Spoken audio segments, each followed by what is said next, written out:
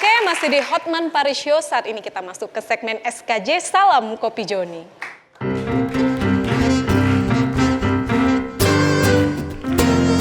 Kopi Joni.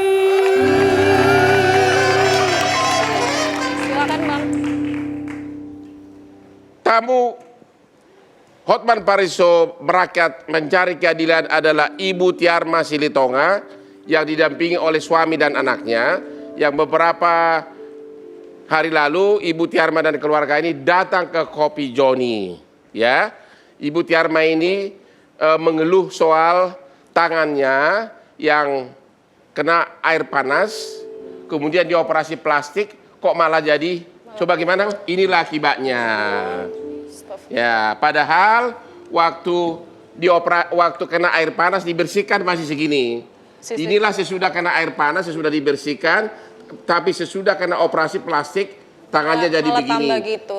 Perlu kami catat, kami belum mengatakan bahwa ini adalah apakah ini malpraktik atau tidak, tapi kita hanya menceritakan apa keluhan ibu ini, ya. Soal nanti malpraktik itu nanti pengadilan yang memutuskan. Bu, gimana kejadian pertama, Bu? Ibu kena air panas di mana? Kena air panas memang pada saat waktu itu di rumah, Ya. karena air panas tumpah pada saat kita mau melakukan buat kopi untuk suami. Oh, terus? Terus begitu tumpah, saya langsung suami saya panggil, saya menjerit, aduh Bapak tolong bantu saya. Nah, akhirnya suami datang, langsung dibantu saya di rumah untuk menghilangkan air panas dari depan saya, dan saya memang nggak sadar. Saking Oke, terkejut. habis itu dibawa ke rumah sakit mana? Di rumah sakit Caritas Palembang. Rumah sakit apa? Rumah sakit Itu rumah Caritas sakit Palembang. swasta? Rumah sakit swasta. Oke, ketemu dokter spesialis apa? Ketemu dengan dokter spesialis bedah plastik. Langsung beda plastik. Bedah plastik. Nah, sebelum ketemu dia kan katanya dibersihkan dulu. Jadi ini kapan kejadian ini? Sesudah kena air panas? Ini waktu kena air panas. Bang Hotman, jadi saya bantu karena Ya. saya kurang lebih banyak tahu soal Ya, kejadian. ya. Jadi foto ini udah dibersihin di rumah sakit. Artinya sesudah kena air panas, Sudah kena air dibersihkan masih utuh. Masih utuh. Ya. Nah ini jadi sebenarnya dokter Roni tadi menyarankan untuk operasi aja. Karena operasinya kan ambil dari kulit paha. Ya. Nah pas operasi itu tiba-tiba udah 9 hari kita di rumah sakit. Besoknya mau operasi alatnya rusak. Oh, jadi Terus dirujuk oleh dokter Roni untuk berobat ke rumah sakit Muhammad Hussein melalui anak buahnya lah dokter. jadi waktu di rumah sakit yang pertama belum dilakukan tindakan. Belum.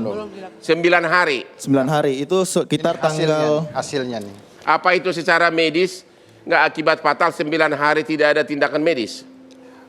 Kalau menurut dokter dibersihkan dulu. Ya. Malamnya dia ngomong besok siap-siap operasi. Tetap besok pagi-pagi datang, maaf ini alat yang untuk operasinya rusak. Jadi Apakah dirujuk. kalian bertanya kalau kelamaan tidak dioperasi bisa fatal akibatnya? Ada pertanyaan nggak soal itu? Kami tidak bertanya. Tidak tahu. Cuman kami ngomong, dok, tidak usah ada operasi juga, tidak apa-apa. Ya, Karena jadi- posisinya masih bagus. Masih utuh waktu bergerak. sesudah masuk ke rumah sakit, ibu masih bisa gerakan semua. Masih bisa digerakkan Tapi- semua. Masih bisa. Ini semua masih bisa digerakkan. Dengan seperti Artinya air panas itu tidak menghancurkan tulang-tulang jarinya. tidak menghancurkan tulang-tulang jarinya. Oke. Ini setelah dilakukan tindakan operasi. Jadi Ntar dulu. hancur. Jadi akhirnya 9 hari menunggu di rumah sakit apa tadi? Caritas. Caritas baru dipindahkan ke Rumah sakit Muhammad Hussein pada tanggal 20 rumah sakit apa? Muhammad Hussein. Di rumah sakit Muhammad Hussein Palembang. Ya. Terus dilakukan apa? Nah jadi pas saya balik lagi ke yang tadi yang dokter Roni, dia bilang pada tanggal 9 itu dia langsung hubungin dokter Abda dan Mufida Ya. untuk dilakukan operasi. Nah operasinya itu tanggal 1 Maret. Tanggal 1 Maret berarti hampir 10 hari sesudah kejadian. Lebih 10 hari kan dari tanggal 9 ke 1 Maret. Jadi berapa hari itu semuanya? Karena kan kalau Februari kan cuma 28 hari. Ya kira-kira berarti hampir Kira-kira sebulan. Hampir lah, kurang lebih 20 hari Sesudah lah. kejadian, oke, Ya, terus? 20-an hari. Yang perlu diketahui adalah mama ini operasinya 2 kali. Oke, yang pertama dulu. Yang pertama dioperasi terus Yang operasi pertama itu di rumah sakit mana tadi? Muhammad Husin. Rumah sakit Muhammad Husin. Tujuan operasi itu apa katanya? Untuk menutupin luka ini katanya dokter Roni biar cepat dia menutup kulitnya. Oke. Ah, Oke, terus dilakukanlah operasi pertama. iya. Hasilnya? Hasilnya seperti ini, operasi pertama. Nah, jadi Bang Hotman, Jadi waktu operasi pertama malah lebih hancur. Ya, operasi pertama itu kita kira sebagai keluarga, jadi ini kan yang rusak nih. Ya, Kita kira kayak ditutup semua gitu loh. ya. Ternyata itu kayak cuman ditutup. Dipikir Cuma lapisin berapa kulit doang, ya. Iya. tutupin ini aja ini, Bang. Iya. Kenapa jadi jarinya jadi bengkok begini? Nah, jadi ini fotonya Bang Hotman. Ya. Ini waktu Mama. Jadi yang lucunya adalah waktu operasi pertama itu, Mama malah dikasih gips. Jadi nggak boleh gerak selama kurang lebih seminggu ya. Ya. Nggak boleh gerak, itu mungkin yang menyebabkan kaku. Karena kan kalau katanya kontrak, jadi dokter juga nggak ngasih tahu apa dampak dari operasi ini. Oke, sesudah operasi pertama, kemudian dibukalah ini perban. Hasilnya apa? Inilah hasilnya tadi. Hasilnya malah lebih sangat menyeramkan, begitu? Iya, karena kaget juga Bang Hotman, kok nggak bisa gerak jari-jari Mama. Sesudah operasi pertama, hampir berapa hari diperban? 5 hari. 5 hari, sesudah dibuka perbannya, malah jarinya nggak bisa bergerak. Iya. Sudah Oke, mulai kaku. terus kata dokter apa? Kalian tanya nggak? Dilakukanlah operasi kedua, singkat cerita kita. Kenapa yang pertama itu tidak bisa gerak? Kalian tanya nggak?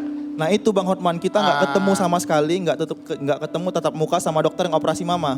Tidak ketemu, tapi kan untuk operasi harus ada inform consent, harus setuju. Bahkan setelah dari operasi, biasanya kan dokter visit, kontrol dong ke pasien. Itu kita nggak sama sekali nggak pernah divisit, nggak pernah dikontrol sama si dokter. 2 kali operasi nggak pernah dikontrol, nggak pernah divisit sama. Oke, sesudah operasi pertama melihat ini, kata dokter, apakah ada nggak pernyataan dari dokter bahwa operasi pertama itu gagal? Tidak. Ya kalau tidak gagal, kenapa operasi kedua? Begini Pak Hotman ya. Wadah itu, oke terus. Yang kami sayangkan itu kami masuk mau operasi sampai mau pulang ke rumah pun tidak ketemu dokter yang bersangkutan. Apakah kalian sudah pernah menyurati rumah sakitnya baik melalui pengacara atau sendiri? Kami sudah berupaya untuk adakan pendekatan sampai kami juga melapor ke pihak kepolisian Ya. untuk ini karena sebelum kami mau melangkah ke selanjutnya kami sempat kasih informasi sama kedua dokter itu, tolong istri saya semakin menderita. Kalau sampai tidak ada respon, nanti ada pihak ketiga yang turun tangan. Oke, akhirnya lapor polisi. Saya lapor polisi. Hasilnya belum ada. Jadi ada mediasi pertama Bang Hotman. Kami waktu Mediasi pertama di kepolisian atau di mana? di rumah sakit. Ya, apa yang dibicarakan? Waktu itu mereka tuh dari pihak yang hadirnya tuh yang setahunya kami itu ada beberapa dokter di situ, wakil direktur. Ya kami, intinya apa disebutkan? Apa disebutkan? Nggak ketemu titik temu. Mereka ngakui nggak apa yang terjadi? Tidak. Apa pengakuan mereka? tidak mengakui. Tidak mengakui melakukan sesuatu yang salah. Ya. Bahkan setelah ini kan viral di Instagram Bang Hotman, Ya. rumah sakit mengeluarkan statement. Jadi keluar di koran Sumek Sumatera Express. Ya. Kalau mereka nggak ngerasa ngelakuin ini, padahal kita semua punya jejak rekam medis. Kalau begitu, kalau sudah gagal mediasi, apakah ibu akan menempuh upaya hukum? Ya, mau tidak mau. Mau tidak mau, oke.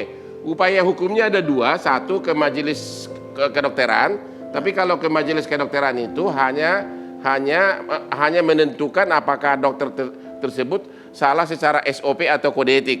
Tidak akan ada ganti rugi di sana. Ya. Kalau mau memang untuk ganti rugi, harus gugat perdata di pengadilan negeri.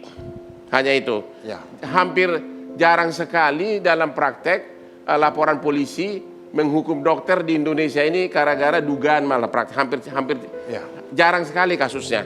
Ya. Ya, jadi cuma ya kalau hanya mengadukan ke majelis kode etik kedokteran, persentase yang menang itu sangat sedikit. Karena entah kenapa Anda nanti akan kesulitan mencari saksi ahli. Benar. Karena agar bisa buktikan ini apakah ini dugaan malapraktik atau tidak, ibu harus mencari ahli kedokteran. Dan sangat susah mencari dokter yang mau memberikan kesaksian yang memberatkan sesama dokter. Katanya mereka terikat sumpah. Saya sudah nangani banyak kasus, susah mencari saksi. Padahal itu sangat vital untuk pembuktian. Jadi sebagai garis besarnya upaya hukum yang tersedia kepolisian sudah, tapi saya tidak begitu yakin. Yang kedua adalah gugat perdata itu biasanya jauh lebih efektif. Terlepas apakah terjadi malpraktik atau tidak, saya hanya menceritakan upaya hukum normatifnya secara formal, yaitu menggugat rumah sakitnya dan tentu menggugat semua dokternya, nama-namanya harus ada, termasuk biasanya dalam perkara lain, saya kalau gugat begitu termasuk juga Pemda setempat. Saya biasanya kalau dalam perkara saya yang lain, saya akan gugat agar izin rumah sakit dicabut, itu dalam perkara lain. Terserah kepada kalian apakah upaya hukum, itulah upaya hukum yang tersedia. Tapi ingat, kalian harus bisa buktikan dulu secara medis bahwa apakah ini malpraktik atau tidak, baru kalian gugat. Perlu pembuktian, perlu cari ahli. Itu susahnya di situ. Jadi kepada pimpinan rumah sakit apa tadi? Muhammad Husin. Muhammad Husin, agar berkenan ketemu lagi dengan pasienmu ini untuk mencari solusi. Tentu kami juga menghimbau kepada Pemkot di sana, pada Pemda Kota mana? Pemda Palembang. Di sana kan ada namanya Dinas Kesehatan yang melakukan pengawasan, tentu harus aktif untuk memediasi. Yang ketiga adalah time to find a lawyer.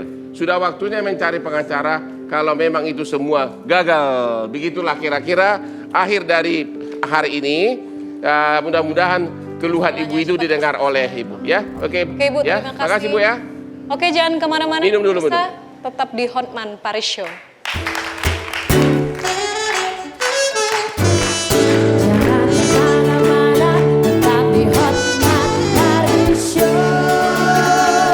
Itu mah gampang, bagaimana ceweknya.